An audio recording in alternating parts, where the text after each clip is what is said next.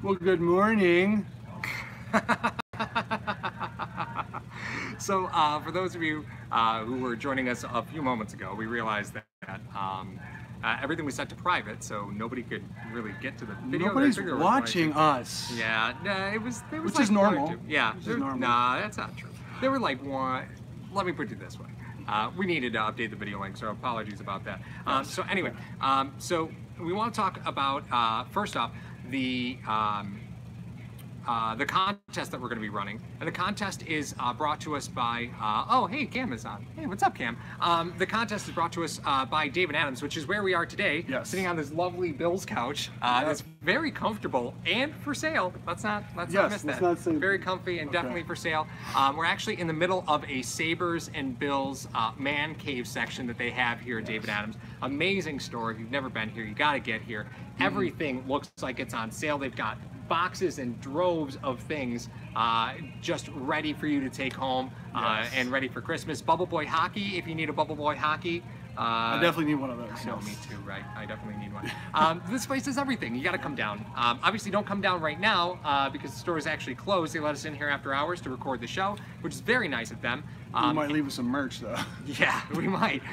This is a dangerous store for us to be in. Yes. But with that being said, we also have details on our contest, which we're doing a great Autograph Bills giveaway, which David Adams has been so generous in helping us arrange. And again, the contest is sponsored by the Buffalo Bills Fans Only group on Facebook, which Jamie's been phenomenal in the support there. So in the on our channel, there is a link to the contest. So that's something that obviously you're going to want to check out and make sure you enter every day, because you enter daily into this contest. So we ask that you please do that moving forward. So let's talk about this Bills. It was close, man. It was close. It was there. Fun. It was very fun to watch. It was there. It was a very fun game to watch. It was a fun game to watch. I mean, I think some of the questions today got answered of why they draft Josh Allen. Oh, yeah. Yeah, without a doubt. If you know your offense is probably not going to be top-notch, you have an athletic guy that could take care of himself back there, run around, make plays with his feet if guys aren't always open, which we'll get to a little bit later, talking about. Some of the schematic. play calling. Some of the play calling. I'm just saying. Well, I think there was some interesting play calling on both sides of the ball, right? So you saw Miami take advantage of some of the tendencies on the Bills' defense, and you saw Buffalo come out of the half with a little bit of a different offensive game plan than they had in the first half. But again, all things we'll get to in just a little bit. Brian, the script Dable, man. He's great at scripting plays, but when it gets in the fire down there, I just don't. But Gase, I think he called a brilliant game. Yeah. I mean, he knew some of the Buffalo Bills' tendencies, and then when, like you said, when the second half hit, it seems like Frazier outsmarted him in the second half, albeit that one drive, which was. You could say something. We're going to talk about the refs. Don't worry about that.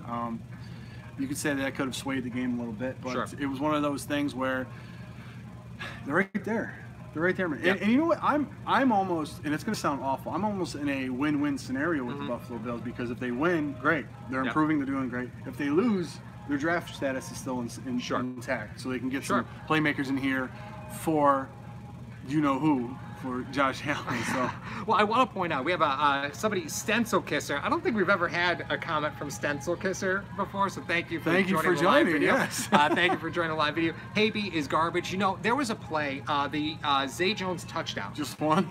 There was a few, but there was a Zay Jones touchdown pass where he ran that really sloppy. It was supposed to be a dig route. It was a really sloppy route. He caught it about the 5, dove in the middle. KB is just completely not interested. It looked like he ran the whistle blew, and he was just kind of gearing down. Yeah, KB was at 4.740. Well, it was KB's supposed to run a post on that play. It's a mesh concept, so KB's supposed to run a post on that play, and Zay's supposed to run a dig. Well, Zay got bumped out of his route, made the adjustment, makes the catch, gets a touchdown. KB was completely disinterested in anything that had to do with that play. You knew that. Couldn't care less. Well, that play as well, but then you knew that from the first play when he got the pass interference call on it on Fitzpatrick. But you know what? If I'm running a route on you and I'm as big as I am, and Fitzpatrick is nowhere near the size of KB is, I do this as I'm turning in. I don't do. He didn't do that at all, and the ball got knocked away. It was luckily a pass interference call, but just don't even throw it at him anymore. No. I mean, just No. they're done. They're finished with KB. He's not providing you really with anything. I mean, Right. Fitzpatrick was on him the first half. In the second half, Fitzpatrick moved to Jones. You notice that because they're like, he's not even a threat. You know? Right. So. Yeah.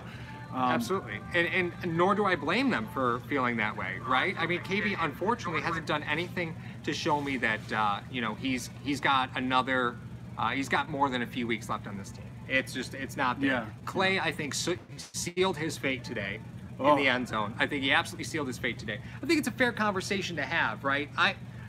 Does Jason Kroom catch that ball? Kevin Masari mentioned it on Twitter in our thread. You can follow us at #HTagSports. Kevin Masari had followed it up because I asked that question on Twitter to him. And He's he bigger responded, than Clay, right? I think a little bit, yeah. Yeah, he probably would have extended his arms a little bit more.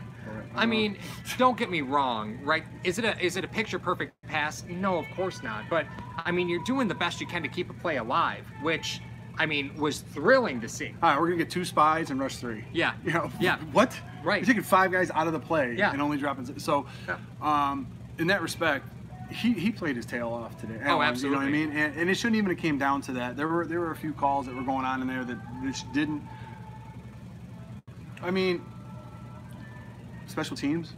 Do we dare talk about special teams? Oh, with this team, man, Danny Crossman. I don't know if he's going to make it on the plane home.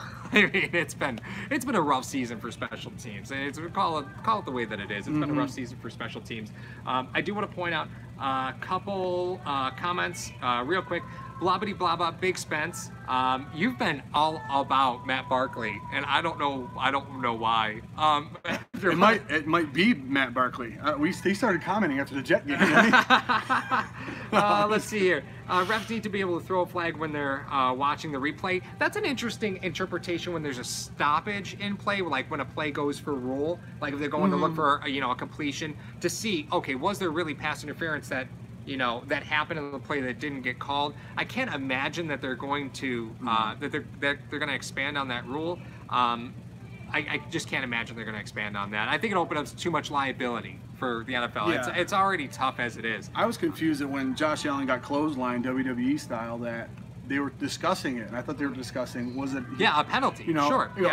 Please set the game clock to 2 minutes. What? You're setting that's why you were talking. You were resetting the game clock. It doesn't make any sense to me. Yeah, they look like Deion Dawkins, that left tackle. Olay! They just let that bull run right by. Boy, was Deion Dawkins bad today. I would love to talk about that. Dawkins was bad, but we've talked about this all season. Dawkins has trouble against speed rushers, and that is what you saw today. He has trouble getting outside on speed rushers, which was one of the reasons why everybody talked about him being a guard in the NFL. And when the Bills drafted him, that's kind of where he was earmarked, right? Yeah. Because he has trouble with lateral movement. That's what it is. If they draft a tackle in this upcoming draft, you best believe they're going to slide him down to right guard. No, they're gonna move him to right tackle because Mills is in a contract year, Miller's in a contract year, Groy's in a contract year. Like the whole right side of the line's gone. So if they do anything, they would shift him to right tackle. But we got a comment from Brian Fox. Josh Allen's best game yet. I think you have to assume that. Over absolutely. 230 yards passing, 130 yards rushing. I mean, he was able to make plays. But that's why, to your point with Dawkins, it didn't really bother me that much because Quinn and Wake were just flying up the field. Yeah. These guys are just kind of give him a nudge and say, okay, go up the field. He'll step up into the pocket. Yeah. And Teller and Groy stepped in nicely today. And Searles stepped in at guard. I mean, this guy, what was he listed at? Was he listed as a tackle? But maybe I think put him so. on a guard. So I think so. Another one of those scenarios where you see a guy that's listed as a tackle and being down at guard. So I think they tried him at right tackle as well. But for the most part, when you look at it, like I said, Groy played well. Some of the holding penalties on Teller were just, the guy fell down. I know. You call a holding call. It just didn't make sense to me. But if you're a bad ref, be bad throughout. Be consistent at least. They weren't even that. No. They weren't even that. The touchdown pass that he threw to Kenny Stills in the corner of the end zone, when they showed the replay from the end zone cam, you could clearly see Hughes was getting a hug. Oh, yeah. That was bad. I mean, that was super bad. Like the dude in the Dave Matthews video that hugged everybody. That's what it was. I don't think that was that the Dave Matthews Band video? Oh, it is the Dave Matthews Band video. I'm sorry. I'm thinking Blind Melon, No Rain, where the kids running around in the video with a in the Bumblebee costume. Oh, God. No, I'm even more upset about the loss. Sorry about that. Yeah. So Man, if this we couch is so comfy at David Adams. I gotta be honest with you. You guys gonna come here and check this stuff out? YouTube and chill over This here. is nice. This is nice. So an interesting thing so if we go back to let's go back to the beginning. Let's talk about the beginning. Yeah. Matt Milano comes in, starts at middle today. Yeah. You know, we had talked about it on the previous episode. If the Bills were had a few more losses, I don't know if they were running the table. I think they're just trying to see who they have for next year, who they're going to sign, who they're not. Yeah. But if they were just taking an evaluation process of the last few games of the year, they started Milano in the middle and they put Edmonds at the week. Yeah. Which I love Edmonds at the week. Yeah, I can't even tell you how much I love Edmonds in the week. And Milano played pretty well. He did. And he did. Occasionally they would switch. Yeah. But majority of the time Milano was in the middle. I think when they went to the second half, then they said, all right, you're back where you need to go, because they were killing him on the outside. Yeah. Well, you saw Edmonds today. There was a stretch play to Drake where Edmonds bit real bad. Yes. When was it? Probably was it third quarter, I think. And that's been the knock on Edmonds. He had like a 20-yard game on that. Yeah, it was. It was their longest run of the day. Yes. And unfortunately, the product of Edmonds coming in, and instead of, he got a little sticky on the tackle, came in, popped the tackle, and Kenyon Drake just said, okay, I'll just go outside again. It's no big deal. Thank you. Yeah, it just unfortunately just misread the gap. His speed right? is ridiculous, though. Yeah. We can't take that away from Drake. Drake's been doing that to a lot of teams this year. Yeah. Okay, so Absolutely. Miguel DeVale, too many penalties today. Need to clean that up. But other than that, I love what I saw from Allen today.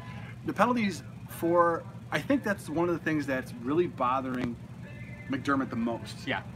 Crossman, new guys, this offense and Dable and all sorts. I think the penalties really bother him because I think he's really at heart like a fundamental coach. Right. So he's like, why are these penalties coming up? I don't think a lot of the penalties today. I think if he looked at them, when he watches the tape, I think he's going to look at a lot of them and be like, that was questionable. That was questionable. Okay, the Phillips thing, the Phillips penalty that led Miami going in to score. If that's Kyle Williams, I don't think it's a penalty. I think because it was Phillips from and Miami, he has a history with Miami, I think they were the refs got to be impartial, man. Truthfully, we don't know what was said on the field. We don't know what was said. Then you could throw a flag every play. Right, but then Richard Sherman would be paying fine still. Right, but he doubled down on the next play by clapping over at the Miami sideline. And nothing happened, and I know. Well, they pulled him off after that play. Yes. But that's a behavioral issue, so keep an eye out on that, right? I didn't hear McDermott get addressed at it at the post-game press conference. No. Not really surprised. Post-game press conferences, not a You're lot not of great getting questions. anything from him. Not a lot of great questions get asked anyway. I do want to point out, Cameron Boone says Paul's going to steal the couch. Dude, this thing weighs more than I do. I'm not the least conspicuous person to walk a couch out of a retail store. Not going to happen. Don't let him fool you. He cleans 2 1/4. Defense continues to look impressive week after week from Miguel DeVale. Yep. A big Spence. Here's a topic. Josh Allen is Blake Bortles. Discuss. Well, Josh Allen's still starting. So Josh Allen is not Blake Bortles. Wow. Impartial refs is that a thing. Big Spence, yes, I understand. Impartial. You have to try to be impartial somewhere. Sure. But like I said, if you're gonna make those calls all day. Don't just make calls that you think are gonna go in and you think are gonna go. And if you call a holding penalty, if another holding penalty gets called on a play going opposite, I'm gonna lose my mind. Right. Because usually those calls happen toward play side. Right. They don't get called backside very much. So right. So I mean, going into that, Allen shoving. Oh my God, I loved it. Oh, I do want to point out there was a run with McCoy. McCoy danced out to the left side, and Fitzpatrick almost put KB on his ass. Like Fitzpatrick comes up, and KB's just standing there, just watching him, and KB just has zero interest in playing. Zero. He couldn't get out of town fast enough. So frustrating. Can we please stop with the assessed on the kickoff? If I could break from the game please. a second. I sent a tweet about this. Yeah, so that's a great point. So for years and years and years, let's just back up for a second. For years and years and years, the extra point was put down at the 2, and then you'd kick it, so it was a 17-yard field goal. Yeah. Right? So for years and years, so whenever there was a penalty on a touchdown, there was no point on assessing it on the extra point. You're going to move the ball from the 2 to the 1. So what? It was at that time that these rules were really imperative. There was no 2-point conversion. Then the 2-point conversion came in. They said, you know what? Even if there's a penalty on the touchdown, instead of moving it from the 2 to the 1, let's just assess it on the kickoff. That's fine. Nowadays, you get a penalty assessed on a touchdown. That doesn't impact the extra point. And now that the extra point is so far back, the NFL really needs to look and review whether you should be assessing that penalty on the extra point. Especially today. Right. So if it's like in that example, right? So where do they put the ball on, what, the 15? Is that where they put it? Yes. Okay. So it's what, 32, 33 yard extra point. So if you assess a 15-yard penalty, now mind you, it's only half the distance to the goal, right? So you're moving at 7.5 yards, but that turns it into a 20-something field goal. Yeah. Right? It's much more makeable. It's much more manageable. I just don't understand, because this happened, you know, I'm talking about the historian, when the Chicago Bears were trying to repeat in 1986. Jim McMahon got hurt because a guy picked him up after the play, after he threw a touchdown, and you know, drove him right into his shoulder, knocked him out for the season. Yeah, because what's the difference? It's just going to get assessed on the kickoff. Who cares? No, that's the thing I don't understand about it. It doesn't. The kickoff is like meaningless now in the NFL. All right, you want to say, okay, you want to make it a penalty, make it 1st and 25 after they get the ball. Right. That's the thing you got to do. You got to start making it 1st and 25 after they get the ball, so it's actually a penalty. Right. That's one thing. Second thing is offsetting penalties. Sure. Okay.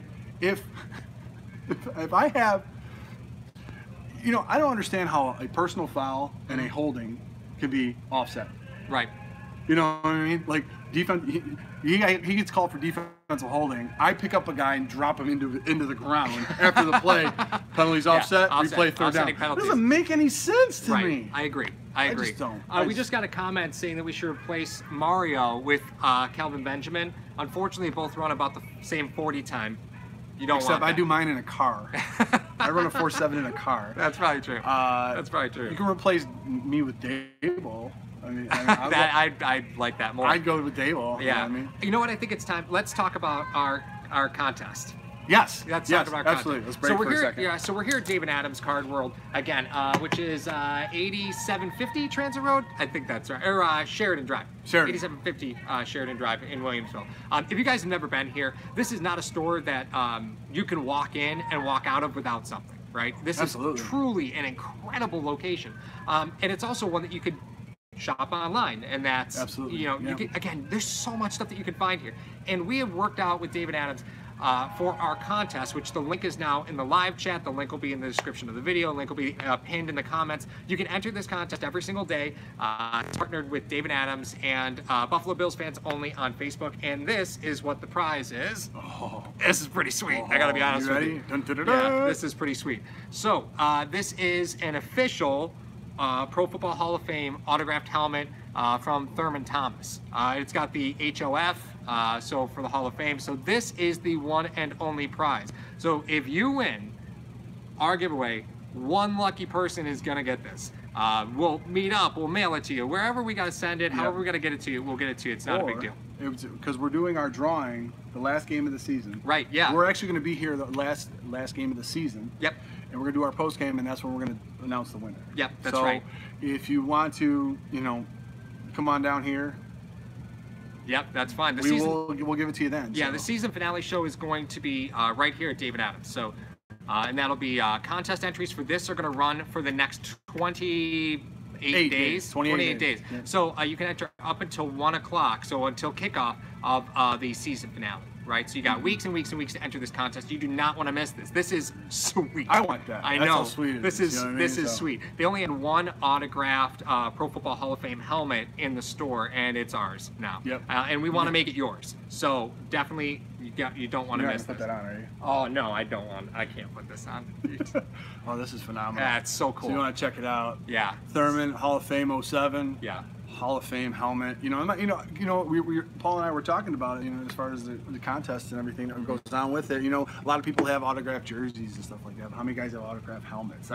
That's sweet. That is absolutely awesome. So, click the link to win. We got one other video. That's the promotional video that we did. It's through Gleam. So go through Gleam. If you send a tweet, if you visit the website, if you visit on Facebook, if you subscribe to our channel. So any of those things will register you. And there's daily registrations as well. So if there's certain, you'll see it when you click on the link. There's certain things you can click on daily and then go through it. So, but I mean, regardless of the contest, you should visit the website for this place anyway, because it's absolutely amazing. Yeah, it's awesome here. So Every thank fan. you again to David Adams Card World and Buffalo Bills Fans Only for partnering with us there. So let's see here. Ensil, hey guys, Fire Crossman and the O-line coach. Ooh, Ensil coming in hot. I know.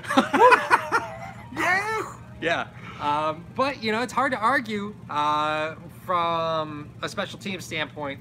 Again, the O-line, I mean, guys, the run game is just not good, right? It's just not a good run game. It's just not good right now. No. Because coming into the game, you got to think, I mean, after this game, it may be different. I mean, I'm expecting things to be different after this game. But prior to this game, you're still talking about this Buffalo Bills offense, the most explosive player that you have. Yeah. What are you laughing at? It's just Big Spence comment that one of us has to wear the helmet because he's not used to seeing our hair. Neither's anyone else. Yeah, totally. No one sees. No, I don't have any. Yeah, it's often that we're wearing a hat during the Sunday the point being is, if you think about it in that respect, McCoy was the most dangerous. Okay, we're going to man up the wide receivers and we're going to blitz Allen, and that'll take care. And a lot of the blitzes that they're running were run blitzes. So you shut down McCoy, you shut down the Bills. Well, Josh Allen the last 2 games has proven that doesn't work. Right. So you may see a change in some of the defensive philosophies. McCoy may see some room now going into the next few games. But I think that's what the central focus was. A lot of people were just focused on the run game and focused on McCoy. Yeah. And they're like, if Allen beats us, he beats us. Right. You know what I mean? We're not worried about him. Well, 135 yards later, you better be worried about this guy. Sure. You know, 230 yards later, you might be worried about this guy. I mean, albeit he was 18 to 33, still hovering around that 50% range, which is where he was. And he had throws that were amazing. Rolling to his left, throwing to Zay Jones, the one he kept in when they were on the goal, in their own end zone, was an amazing throw. And then he completely whiffs on him in the end zone. Yeah. He throws that pass to DeMarco. Beautiful throw. And then he has a couple there just, what's bullets. going on? Yeah, so, that's one thing that even the GM had mentioned, talking with James Lofton, that they needed to work on Josh Allen's changeup. We've been talking about it all season, right? Yes. If honestly, if Allen doesn't throw a bullet to Zay, even if the ball was thrown behind him, Zay has the ability to stop and adjust, right? So Allen throws a 75-mile-an-hour lightning bolt through the back of the end zone that bounces off Zay Jones' hands on the backside. Everybody goes, well, what the hell, Allen? You can't misthrow that ball. Yeah. Well, I mean, that also could be on Zay Jones. Here's what happens, right? The wide receiver in that instance can look and see, okay, where's the coverage in front of me? How much grass do I have in front of me? Who's going to be in the passing lane, to either just determine whether they're going to settle in that soft spot of the zone or keep running. Zay Jones determined that the coverage wasn't there. He was just going to keep running. Allen thought he was going to sit in the zone, right? So that's what happened there. So Zay Jones kept running. Allen threw it because he thought he was going to settle. The truth is, if Allen didn't throw it 100 miles an hour, it's probably a touchdown because Zay would be able to stop and adjust, right? There's no way that Zay could stick his hand back and make the adjustment on that play. Just no way. I will say, though, that the pass that got overturned, the Zay Jones completion that got overturned on the sidelines, right call. I do believe that it was a catch, okay? I know that might anger some Bills fans. Objectively, I don't think it was a catch. Did you see just how absolutely open Isaiah McKenzie was in front of Zay Jones? Wide open. That's not a situation where you need to put the ball down on the 5-yard line. You don't need to be down there. You've still got a minute and a half left. You need a first down. You don't need to push the ball into the end zone, because if you miss that play, now you're in deep. Right now it's 4th down, and you got to make some magic. I think that's a manifestation of a couple things. Number one, you know how I am on Dable, okay? Yeah. You know how I am on Dable on a lot of things. Miguel DeVale. Allen had more rushing yards than Todd Gurley and Saquon Barkley. That's amazing. That's amazing. True. So if you want to talk about it in this respect, a lot of the teams that are going to be playing Allen, you know, they were rushing for their blitzing. Okay, but what they were doing a lot of times was they were taking a lot of those underneath routes away from him. Okay, so he can't get the ball out of his hands quick. So if you're going to bring pressure, you're going to cover a lot of those underneath routes. So if you're going to bring pressure, I want to get the ball out of my hands quick. Right. And if you cover all the underneath routes, I can't. So it took longer for those routes to develop. Sure. So that's the plays that have been called. And you even made a point about it during the game. You said he's always looking downfield, which is great, but he's looking too far downfield. Yeah. He's looking for the home run ball. Yeah. A lot of things, but that'll come with time. I understand that will come with time with Allen. I'd rather see a quarterback at this stage of his career look too far downfield all the time than see pressure run, right? Because when we see Allen run, his eyes are up. His eyes are up. You know, so I mean, there's very good things about this. You can look at it in one of two ways. You can look at it and say, well, yeah, he's staring down receivers, and then when that finally doesn't materialize, he finally has to run. I'd rather you look downfield and then make the determination that it's time to go than say, pressure, uh-oh, go. But my point is this. This is what I was trying to get to. Dolphins ran that all game. Yeah. Okay. The reason he probably missed McKenzie is that for 58 minutes, they were covering underneath. Okay. And he didn't. He couldn't. He was always looking downfield, and he was completing balls downfield in that respect. So he's like, listen, if I just have a little bit more time, I can get the ball downfield with his arm. You can put the ball anywhere. Yeah. So he's like, okay, let me try it. Okay, they've been covering the short, covering. You know, he's a creature of habit too. So if I'm playing quarterback and they're already covering the short routes, then I'm going to try to look down the field as well. So, but that seems to be the natural instinct of Allen. He likes to roll right, and then, you know, he misses stuff sometimes when he rolls. If he runs up the field, he's great. You know what I mean? Throwing on the run to his left, I think he's better throwing on his left than his right, and which is odd for a right-handed quarterback. Yeah, very odd. A lot of impressive things. He was very hot and cold today, but I mean, if this is his so-so game that he has, I'm okay with this. But this keeps you in the game. But he's gonna get killed. That's my point. Impressive on the ground, but the kid is going to get killed. You got to protect your investment. So, and I think it was a great point. Outside looking in, are we're mathematically out of the playoffs now? I hope so. I know that sounds bad. I don't want to hear the hope talk. All for nothing. Draft and develop / cut time 100% of the way. Yeah. So it makes sense that what the Bills are going to be doing now is they're just going to be evaluating. It's like almost like they have.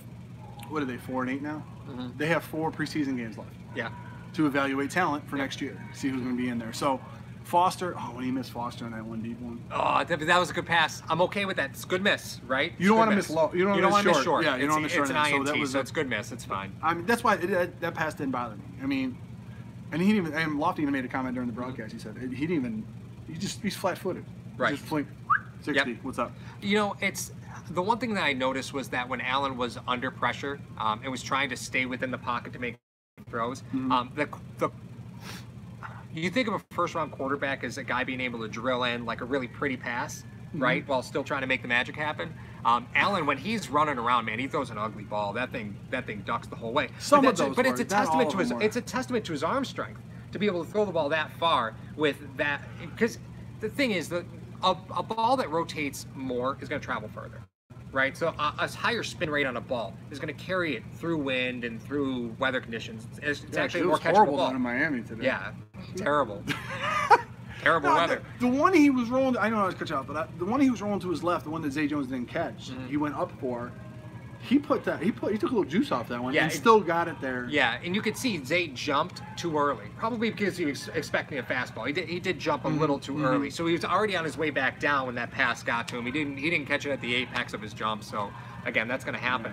But I'm talking like on the throw to Clay, people are going to bury Allen because the pass was ugly. It's an ugly looking pass.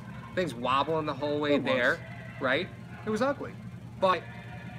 To get it there was impressive. Exactly. And there's an old adage that is, if your hands touch it, you got to catch it, right? And Charles Clay, in my opinion, sealed his fate as a Buffalo Bill. I didn't think there was any doubt that he would be gone next season. He's going to save you $4.5 million in the cap next year if you let him go. I have a feeling this is his last season with Buffalo. And keep an eye out because the Bills just might make him inactive, or they might make 3 tight ends active. The last 2 games they've only had 2 tight ends active. The next 4 games you might see they carry 3, and then they'll have Charles there to play some, right? But to try and evaluate Kroom, to try and evaluate Logan Thomas, who again I really don't see as part of the future of this team moving forward. You know, there's going to be a lot of changeup, and I think you're going to see a lot of it on the offensive line. Oh, no doubt. No doubt. A lot. My question to you is this. Everyone knows KB's gone. He's on his 5th year of his contract. So the trading window has passed. He's gone. You're not really going to get anything for him. Thank the good Lord. Unless you sign him to... No, I'm just saying. Stop it. Unless you sign him to a deal that makes sense to somebody. I'm going to say... It's like the Maury show. I'm going to sit over here. You got to stay over there. What you're saying. It said that you were a lie. Yeah. There's one. But the thing about it is, with Clay, everyone said, oh, Clay's gone too. But does he hold any trade value? Charles Clay? Charles Clay. No. You can't flip him for a 6th? I mean, you might be able to because you're going to have to absorb 4.5 on his signing bonus. So, I mean, to cut him or to trade him is going to cost you the same amount, right? Is he worth a 6th or 7th round pick? I mean, I don't know. Maybe. I mean, you deal him. If you're just going to cut him, you take whatever you can for him, right? Because he's kind of a hybrid in a lot of ways. Sure. So if he's kind of a hybrid in that respect, where he can play certain things for you, he has played fullback. You know what I mean? If he's one of those guys that want to, can we stop with the? By the way, can we stop with the splitting McCoy out and then Allen just run it? Did we only have 4 receivers active today? That might have been it. No, but they ran that play against Jacksonville and scored a touchdown. No, we had Holmes out. Yeah, no, we had 5 receivers active today. Yeah, no reason to have LaShawn McCoy out wide. 0. I want to get to a few of the comments. Skippy the Tub Rat, thank you for chiming in. Skippy! Still one of my favorite handles. I love that handle. Yeah, thank you so buddy. much. On the bright side, there were several snaps where Allen had all day. Absolutely true. Yeah. Coverage was good. Receivers weren't getting separation. Kind of been the deal all season. But Allen had plenty of time to watch the plays develop. He absolutely did. Big Spence, O'Leary's the only tight end we need. Nope. No, wait, Big Spence, this is like your 3rd or 4th comment. Are you trolling us during our post game? Are you the guy that calls in the WGR just to say, we need Kelly back? That's funny, though. Mark Succi, I apologize if not pronouncing it correctly. How fitting for him to blow it in Miami. Clay, I mean, oh God! Listen, the whole Charles Clay contract came about because we just wanted to stick it to the Dolphins. We had money to spend. We're like, you know what? Let's sign this guy to a contract. They just signed Sue. They're not gonna be able to afford him. Let's do it. They're like, listen, if they can't sign him, so let's just make him an offer exactly what they can't match, and it got us. Chuck Woodward, very interesting. Lost by 4. Hauschka misses 4 points. Yeah, absolutely true. And had they assessed penalties on extra points or on the play after and not on the kickoff, maybe that wouldn't have been a miss. Joe Smith, thank you for chiming in. Allen is the next Elway. If you happen to see a previous video that I made and I put it on Twitter. Oh yeah. If you go to at #Sports, it's one of the I did probably about a month ago. Longer than that. I did a cut up of Allen and Elway actually throwing side by side, and I kept slowing down the video to see how their motions are. Yeah. Very similar. Very similar. And it's interesting that when because the Bills and Denver were very, very close on a deal on draft day. Very, very close to a deal. But, I mean, Elway knew that we were taking out. Like, that was it. The Bills were locked in. They were willing to trade up as far as up with Denver. But, I mean, normally GMs who were players don't pass up their second generation of player, you know what I mean? Yes, yes. So as similar as they are, and absolutely there's great similarities. I love the comparison. If you go back on film and you watch them, yeah, they're super similar. Yeah, but I mean, as far as the thing goes, this could, I'm about to say this, so I apologize ahead of time. This could be the process. This could be the process. Listen, Allen and all these quarterbacks that are coming out right now, Rosen, Darnold, Jackson, Mayfield. Allen is the one guy that is so multifaceted and multidimensional that if he develops and if we get some people around him, he could be a very dynamic player. However, for the first year, he's going to have to run for his life. Yeah. Okay, because we're not going to have the pieces set in front of him yet. You know, McDermott and Bean probably met with Pagula and they said, listen, this is a 5-year plan that we have. You know, we may not win right away. Right. But if you give us time to try to develop certain players that we have and get them locked into our program, this is some of the things that we can do. And you're starting to see Robert Foster has been, people are worried about his deep threat now. You're starting to, Isaiah McKenzie, they could scout in-season talent. Yeah. You picked up Phillips, even though he had that bonehead penalty today. He's a dynamic player on that defensive line. Yeah. They draft Milano, they draft Edmonds, they pick up Hyde, they pick up Poyer. They draft White. You know what I mean? I know we're going to have a discussion about the Whaley Pro personnel department, but they still had to draft these guys. They still had to draft these guys. That's true. There are bright spots here, right? Yeah, so that you're seeing a lot of these pieces get put into place, and it seems like the defensive side of the ball is in place. 2 things. One, I hope when Leslie Frazier gets a head coaching job next year. That's very possible. That's very possible. I hope the defense doesn't falter in that. And secondly, I hope if they decide to keep Dable, his sophomore year is a lot better than his freshman year, because we saw Allen change a lot of plays today. I heard kill. Yeah, and that's something we hadn't seen Allen really do in the previous games. Allen was dropping down. Unfortunately, when you have simple audibles like a kill call, the defense like kill, okay, it's a run. The defense, you're basically telling the defense that it's going to be a run. A lot of great comments that we have to get to. Yes, absolutely. So let's start from let's see here, the very top. Raymond Henry, I'm sorry for your loss with the Bills. You know what? Listen, dude, we didn't expect to win many games this season. I don't think a lot of Bills fans were screaming playoffs. Playoffs? It's the 17-year anniversary of that. That's right. Is it really? Or 20. It was 20. It's got to be 20. I think it was 20. Joe Smith, the refs are horrible. If you want, you can call a penalty on every single play. That's absolutely true. Very true. We didn't mention that. There has to be and the NFL does take a lot of accountability with the refs. One thing that happens now is these refs, this is like more of a full-time job. Before it was refs had other professions. It seemed like all of them were always lawyers. That's like, really in the what they season. Yeah, because lawyers could work 3 days a week. Wow, you suck at 2 jobs. Thanks. Good job. Well, they're not liked in their first job. Why be liked in their second? Yeah, true. John Marilla, Allen has one receiver that he zeroed in on, and that is true. When plays break down, and even when they don't, Allen does have a tendency to zone to one side of the field, and either that guy's going to get open or he's not, and he misses a lot of the underneath stuff. I saw Zay way open. I saw Isaiah McKenzie way open. I saw McCoy way open on out routes, right? On things that are just like the safety valve play when, there were some concerns there. And unfortunately, the run was very telegraphed, right? When the Bills ran, did the Bills run a draw play on shotgun at all today? Yeah. When Ivory was in, they ran the ball. And the thing about it is you could put Allen in that category with those quarterbacks that have to develop.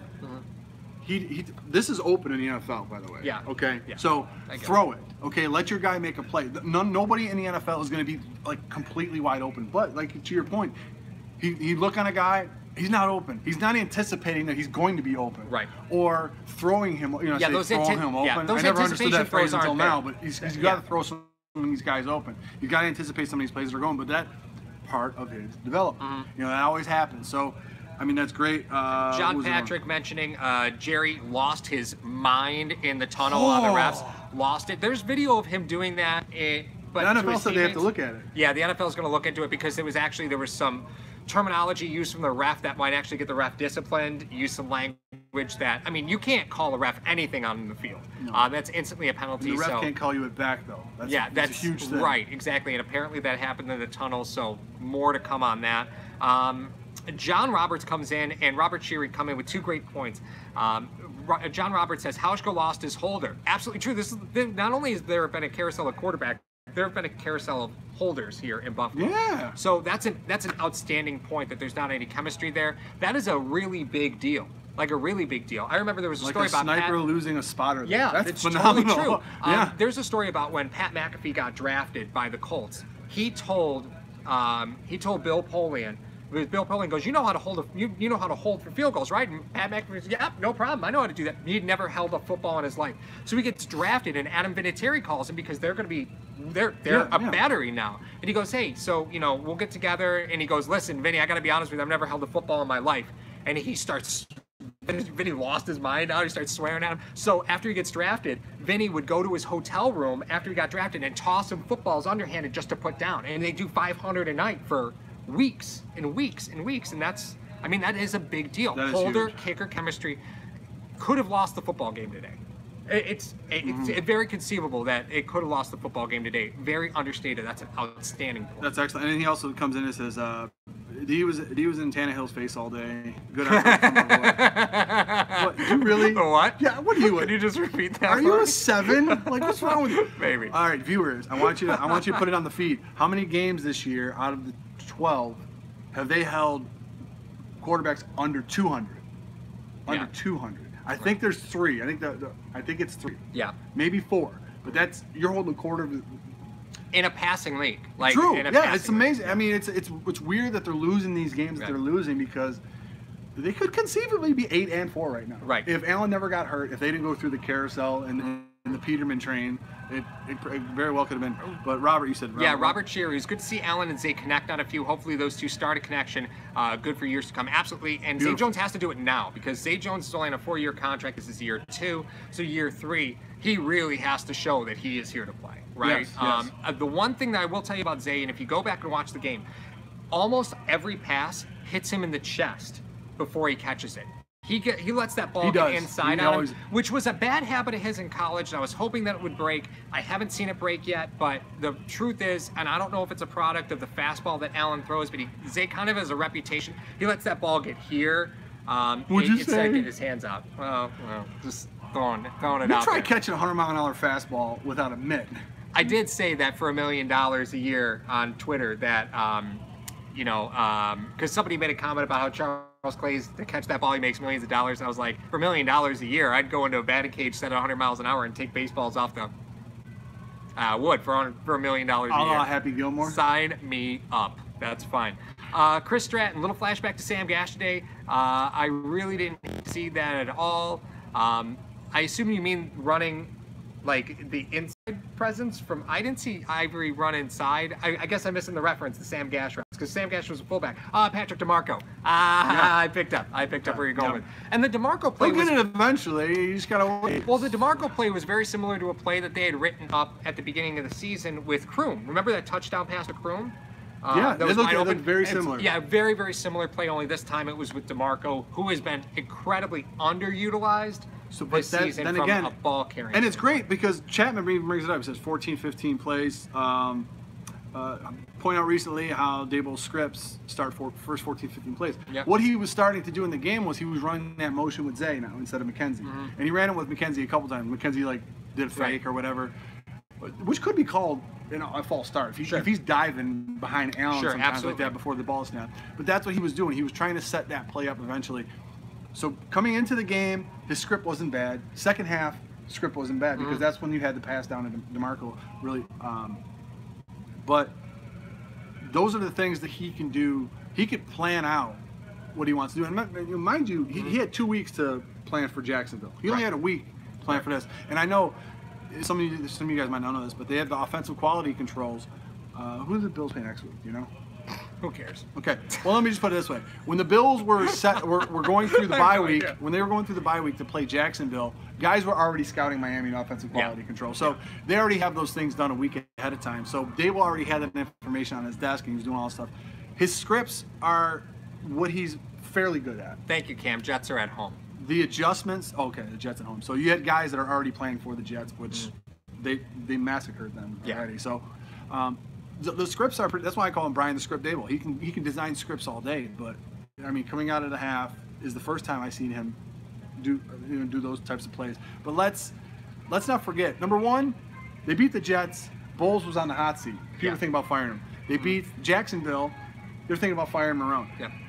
And now they beat Gase, and people are talking about Gase losing it. He's got a 29th ranked defense. So let's not say that Dable was planning against the number one defense in the league. Right. He's planning against the Rams or something like that. Yep. So while there were some play calls in there that I didn't like, some of them were just absolutely. Why call certain? He did the play to Benjamin that was the pass interference. Yeah. Okay. Why not call that on first down? He called that on a 3rd and 10. You know they have to go deep. Dolphins are adjusting to that. Why not call that on first down? Right. Do a play action or something. You know what I'm going to do? I'm going to go through, and there was a great point brought up. I think it was by Skippy the Tub Rat, if I'm not crazy. First down. Let me guess. Run. The Bills run a lot on first down.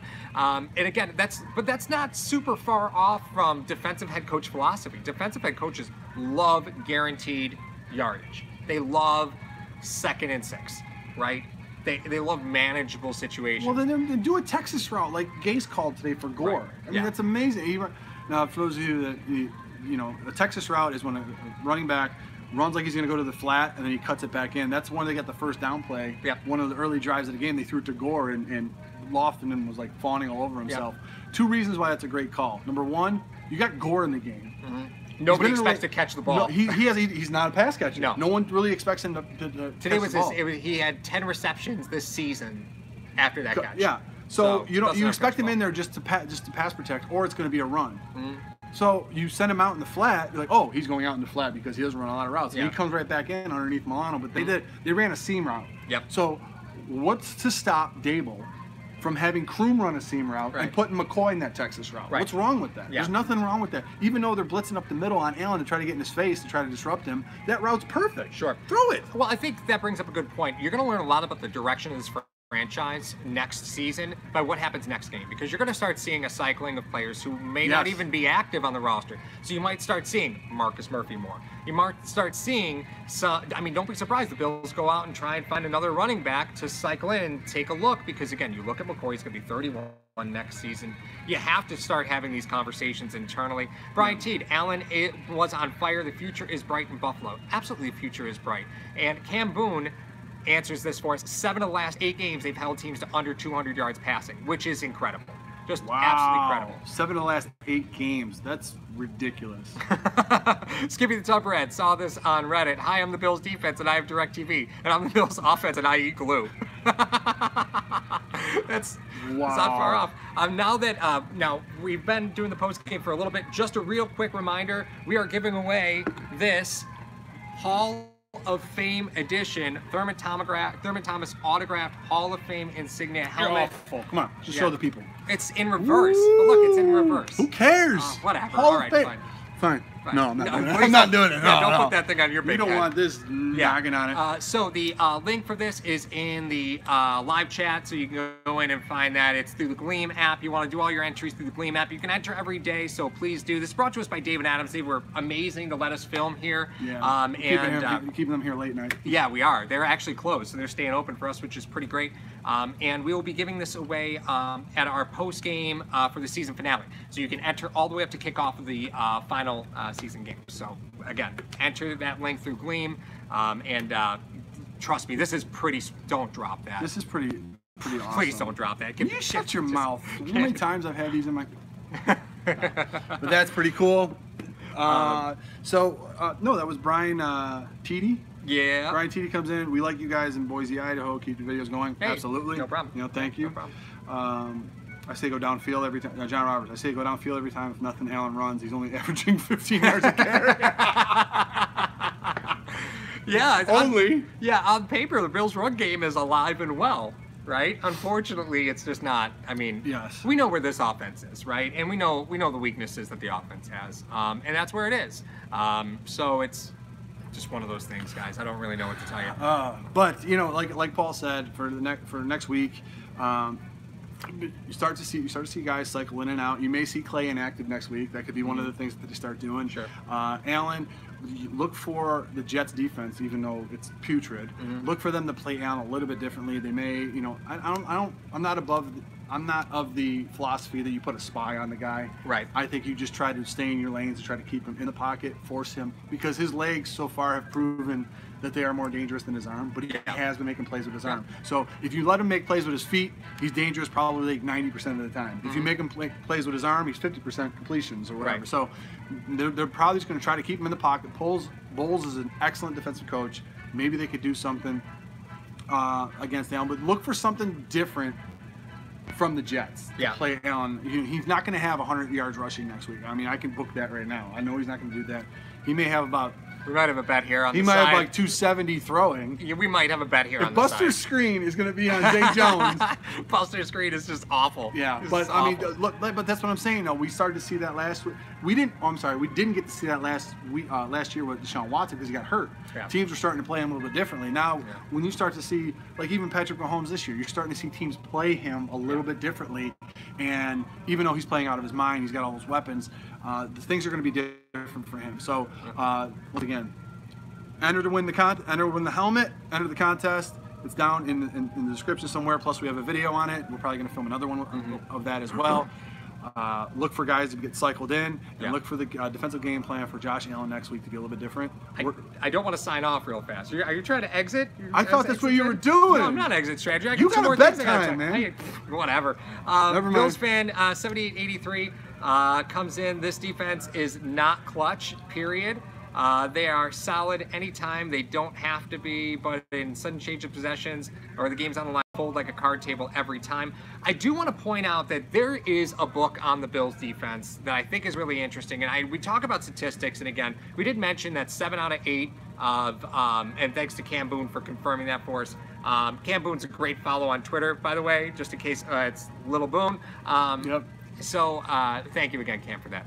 But 7 out of the last 8 teams have been held to under 200 yards passing. However, the touchdown pass to Kenyon Drake was a perfect example of the Bills selling out in a particular formation. Miami knew that in this formation, the Bills were going to completely vacate what would be the offensive left side of the field. And Gase is a good play caller. Yeah, Gase is a great play caller. But the point is that that little softball toss that Tannehill threw to Drake is it is pick 6 land if. Yeah, exactly. That was on Poyer. That's Poyer's man. That's Poyer's man. Poyer came in, blew right by Drake. Honestly, if Poyer doesn't bite on that, then Tannehill doesn't throw that pass, right? They knew that Poyer was the guy that was going to be on him. As soon as he bit, that was touchdown written all over because they left no support on that side. The Bills were totally selling out. So there is a book on the Bills defense. And again, now that we're going to get another game, the Jets so close, we'll see what exactly comes out of that. But that touchdown was a product of the Bills selling out in that formation on film. So there are defensive tendencies that teams are catching up with. I think clutch is a relative term. How much time was left when they scored? Was there like 6 minutes left? Yeah, I think 7 minutes left, or 8 minutes, or something like that. But the other thing that happened in the game was when Allen threw a pick, it had a sudden change of turnover. Hyde picked him off next play, picked Tannehill off because they tried to go for a home run right after. Maybe sensing like what you said, you know, when the momentum shifts for the defense, they kind of get down a little bit. That could have been one of those things, but Hyde was up to the task, so they ended up getting that turnover. Well, that brings me to my second point, was when Hyde came over from Green Bay.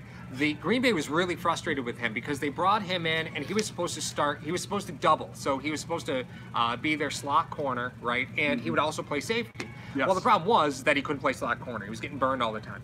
So putting Micah Hyde on Kenny Stills out of the slot is just simply bad defensive alignment. Like that is just a bad move because Stills caught that touchdown pass on Hyde. Right, I understand that Hyde and Poyer were both there, but Hyde had no business trying to cover Stills in the slot. They both were back there. It was crazy. Yeah, well, Hyde was down on the line, and he didn't even bump Stills. Stills had body position on him the whole way. Hyde was in no danger of doing anything on that route at any time. Poyer was the only one that was any real danger, but the route had to break down and run to the back of the end zone. Stills is not slow, too. No, Stills is ridiculous. Yeah, Stills is fast, but Micah Hyde in the slot is something you don't want to see. So, again, from a Bills standpoint on the defensive side of the ball, I'm starting to see some things I don't really love. And again, teams are starting to figure out how to scheme around certain plays for those big chunk yards against the Bills defensively because there's some tendencies there. Dropping Micah Hyde down into the slot, really as a fan, I don't want to see that because he's not excellent out of the slot. Yeah, this is just a matchup nightmare. Right. I mean, exactly. and the Dolphins were able to take advantage of that, but I don't think the scheme was wrong. I don't really think the scheme was that awful in that sense because there's a reason Poyer was over there. Yeah. He's like, okay, if he crosses you, you got that deep path. Right. Okay. If Hyde can't run with them, you know you're supposed to be over there. And Bull was almost picked too. So it's one of those things where it was a great ball. Stills ended up making the catch, but I mean, 8 times out of 10, that's picked. Yeah. So it's not really a pass you want to throw. Well, and I don't think any of us are envy of the position that Miami Dolphins are in, right? You got a quarterback who's not really a quarterback that's entering again yet another contract that they're going to have to determine on. We know something about that. Yeah, I know, right? So there's a lot not to be jealous of Miami. So even though this was Bills' loss today, the game was there, right? The game was there. But again, I think this game kind of sets the tenor for what we're going to see in the following weeks, which is I think you're going to start seeing a lot of players that maybe you haven't really been too familiar with moving forward. I think that's going to be kind of where we are. I'm out of topics. That's all I want. You're out of topics, but that's not the only thing. We could talk for hours. One more thing about Dable versus Frazier. Yeah. He even said it during the broadcast. Dable, when they knew Miami was going to play low, he didn't have any route combinations in order to try to beat the soft zones and everything that was going on underneath totally it. True. So he didn't do that. The flip side is Frazier, and they even said it during the broadcast, lined up Alexander on a guard. Guards are usually just in the middle, and they're in there because guys try to bull rush and they can hold them off. He hits a spin move and just drops Tannehill like nothing. That was great. That's a scheme. He schemed that in there because Alexander, I think the 2 or 3 previous plays wasn't in there. No. And then he puts him in to play over the guard. And they did that at the beginning of the third quarter, where they had, like, if you looked at the line, it was all, like, you had Phillips in there, you had Trent Murphy in there, you had a bunch of guys who didn't typically, who don't, I mean, they were rotational players. They're rotational players. Right, yeah. So you look across that entire defensive front, it was not your starting 4. And they were still generating pressure. So that was something that we saw a lot with Schwartz. Schwartz always had a great rotation, right? Always had a great rotation. And we haven't seen that really since. So I like the fact that the defensive line is so deep that they feel like they can do that. Lorenzo Alexander, 6.5 sacks this year. For a 35-year-old linebacker who... I couldn't get out of bed at 35. Are you kidding me? Well, I'm 36 right now. You running for president? Can I? Yeah, I can. 35 is... Yeah, 35. I got gray hair. I can run for president. This guy. Yeah, right. All right. All right, so thank you again to David Adams for allowing us to completely take enter over the contest! That's right. Enter the contest with David Adams. Again, check out everything that they have here. It's phenomenal. Not only online, but, you know, just come in here. You guys gotta see this place. Yes. We'll shoot some video around the rest of the store. Even if you're not a Sabres fan or a Bills fan, it doesn't matter. They've got everything here. They really man. do. They have like a Syracuse section over there. They have the tailgating section over there with everything. They have those, you know, those Christmas lights you usually put in the front yard and they light up your house. They got the Bills and Sabres ones. You know what they have over there that we almost got? I really was considering it. It's a Miami University Jim Kelly autographed helmet. Whoa. And I was like, oh, that's really cool. Maybe next contest. Yeah, maybe. Next contest Maybe. But they have like the athletic figures, and then back there they have the board games, they have the comic books, the video games. This place is huge. Yeah, you got to get here. You got to come down here. Yeah, and even if there's somebody in your life who is a sports fan, you got to come here and at least see what they have, because there's some amazing stuff. This is the holiday season. And it's not only just for fans. If you got that uncle that you have to get a gift for and he's really into like R2-D2 and you're like, I don't know anything about Star Wars, they've got stuff here. If you have somebody who's really into Power Rangers still at the age of 46, not this guy, they've got an autographed Green Ranger helmet. That's pretty cool. You know what the sad thing is? I know the actor who played the Green Ranger. I know his name. I just know my kids watch that all the time. They watch Power Rangers. Oh, really? Yeah. I'm so sorry. All right, so thank you very much for joining us. We're going to go film the rest of our content. So anything you guys want to hear, go ahead and let us know, right? Put in a comment section of any of the videos, and then make sure you're entering into this contest every single day for this autographed Hall of Fame Thurman Thomas helmet. We thank you so much for your time. Yep. And again, we'll see you next week. You guys have a great week. Go Bills.